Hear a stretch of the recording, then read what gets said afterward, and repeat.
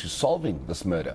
17-year-old Palesa Malatjie was killed last week while on her way from school after extra classes.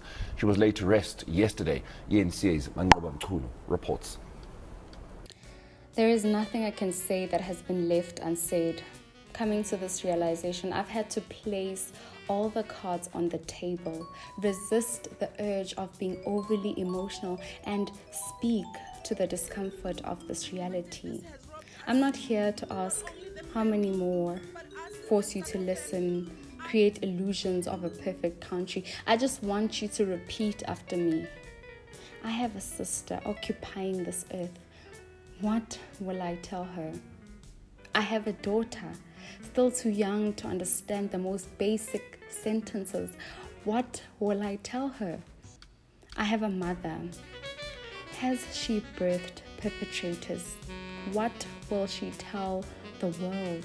Excuse me, perhaps that is a little insensitive. May I not conform to separating the doer from their actions? May I not find reason palatable enough for the next person? May I say it as it is, because the truth is we can no longer censor our truths. These are the truths that stay within us, our families, our mothers, our sisters. One more exercise of crime on this body, and I tell you, a raging and resentment will continue to brew. So ask yourself continuously, do you want to bring life to such a space? Hello everybody, welcome back to my YouTube channel. My name is Hamajela, and if you're only joining me today, I really appreciate you for pulling through. So guys, today we're going to be touching on a very important subject. So I decided that because I am a creative myself, I'm gonna infuse storytelling with what needs to be heard out there, you know, because I think it's very important that we still remember why we tell stories. Otherwise stories lose the essence of why they are being done in the first place. Yes, sometimes, you know, it is for escapism and so forth, but I think other times we need to be reminded of why we do these stories. Guys, excuse the change of location. Let me just start from the bottom. So we are doing a review of the river, and because I am a creative, what better way than to do a review of something that I recently watched that really impacted me and that really just showed me that, you know what, we still do have stories are still alive, and how they're told is also very important. So I'm going to be reviewing The River season 4. So if you are on if you're watching it on Mzansi Magic, you are on season 4 right now. But if you're watching it through One Magic, then you're definitely on season 6 right now. But I want us to touch on season 4. Mainly because episode 171 to 180 is very vital and very pivotal to what I'm going to speak about today, right? So we are met with Emma and Uzolani. So they're a married couple and very happy to be together. So Emma is this housewife, right, while Zolani goes to work, and she's just always been a housewife, right? And then she comes to a point where, you know, like a lot of women, you sometimes feel like, you know what, I just need to boss up, I need to make my own money and just be out of the house and do what I need to do. And so she decides to tell Zolani about this venture of hers that she's trying to go into. And sure, you know, at first Zolani is obviously a bit sketchy. Why now? But I'm taking care of us, whatever. But she manages to convince Zolani that, listen, I want to do this. You know, I want to have something to my name valid. So Zolani obviously at this point is like, you know what, I have no choice but to support my wife. And so that's what he does. He supports the wife, right? And then we are introduced to Zitulele. Now, Uzutulele is a well-known businessman, and, you know, he is this businessman who's introduced to Emma. So in a sense that he's going to help her get to where she needs to get to, right? In terms of her brand. Not a problem.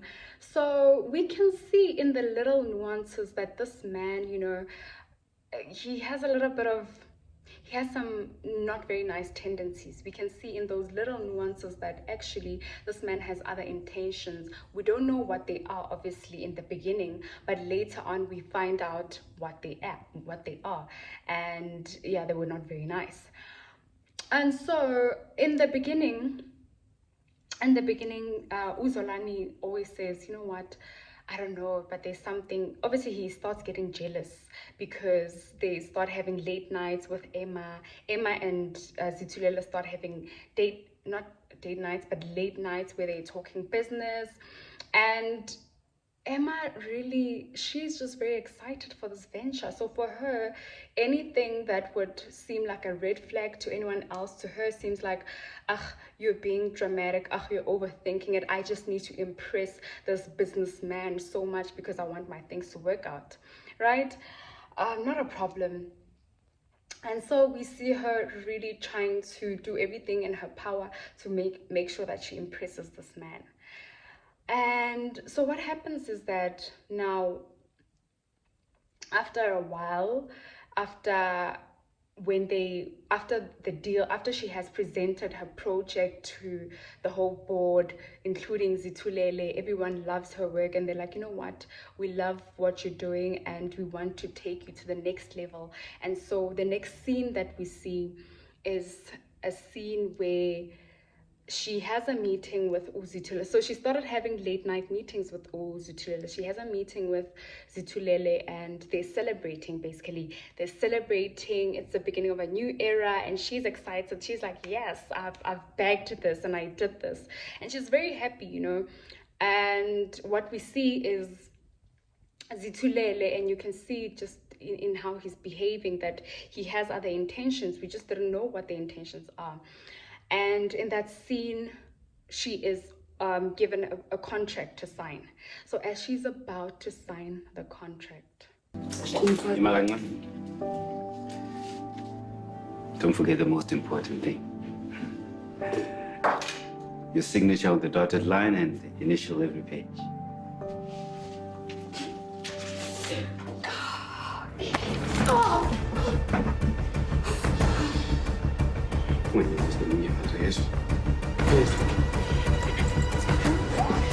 Now, for me, that scene really, really traumatized me. It really traumatized me because it just reminded me of the kind of South Africa we live in. It's something very, very common, you know. It's not uncommon for women to be exploited in that regard, to be taken advantage of, actually. It's not uncommon for that to happen, especially in the work environment where people who hold a higher power than the woman will always exercise that power. And so for me, it just really reminded me of what goes on in these spaces that we find ourselves in, right? And now what made me mad? So after that scene, obviously, she was raped and she was devastated, right? Very devastated. And obviously at that point, she didn't know what to do.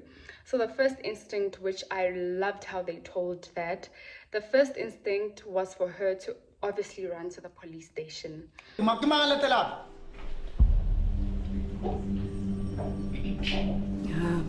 I'd like to speak to a female officer, please.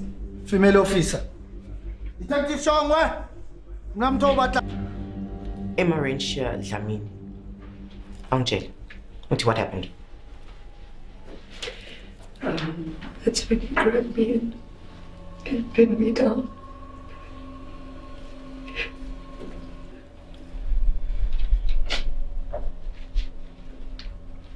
That's when he raped me.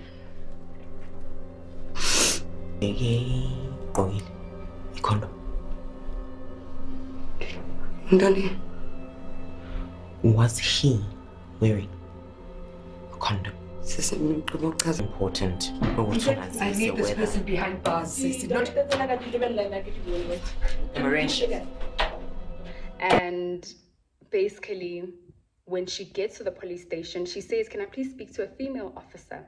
She's allowed to speak to the female officer. But now, the way the conversation went is not something new, guys. It's not something new. The question she was asked, we've seen it in many of these cases, that big case that that Omotosa case. We've seen how the questions are always imposed on the victim to continue to victimize the victim, and we've continued. Like, I don't understand why the language around such topics does not change. I don't understand why people who are working in such environments don't understand that you need to change the language. This person is coming to you devastated.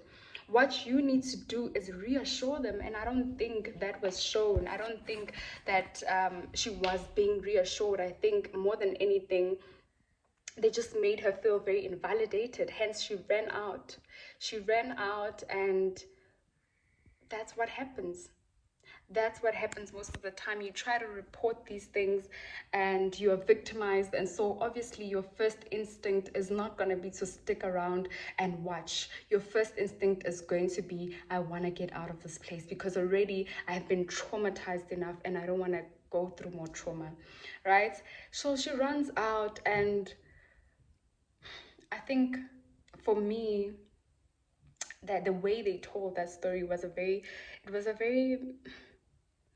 I loved how they told the story, because they understood the assignment. The writer really understood the assignment. The actors also understood the assignment, because oftentimes when we are when these things happen to us, it does not mean we don't know that we can go to the police station. We know, but oftentimes these are the reactions we get. These are the kind of police people that we meet, who are not compassionate, who are not trying to understand where you're coming from. I mean, being asked, was he wearing a condom? I think you could be more considerate than that. Yes, granted, you have to ask different type of questions, because we all know that sometimes things aren't as they seem. But I think the police should be taught how to handle such cases with compassion, so that we feel much more relaxed when we are going to talk about our experiences, when we're entrusting a stranger with such information, which to you, such violating information, such tragic information. And when you share it with somebody, the last thing you need is for them to not be compassionate. That's the last thing you need. And I also loved how I also loved how after the whole ordeal happened, we see her struggle with living with herself. She doesn't know how to live with herself. She's taking long showers. She does not know how to tell Zolani what's going on. And she's just very traumatized by the event. And Zolani obviously thinks that, after obviously probing a lot and not getting an answer, Zolani starts making scenarios and thinking that maybe she is being, practicing infidelity, because why else would she be behaving this way? Only to find out that the poor woman really just felt uncomfortable in her own body, because that man took from her. That man took away something from her, like it or not. And now she has to look at her husband and be like,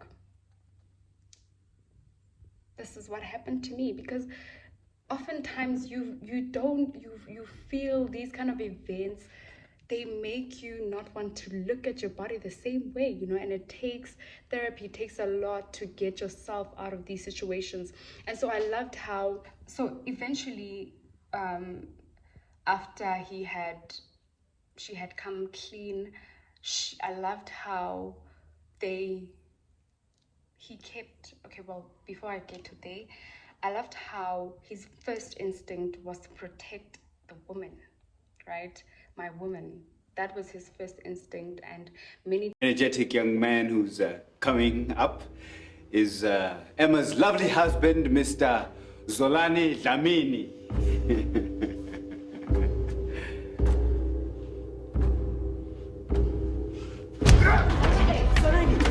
So we are met with him just going over there. He gets angry, he does not believe what he's just heard, and he goes over there and does what he does, right? You've seen in the clip.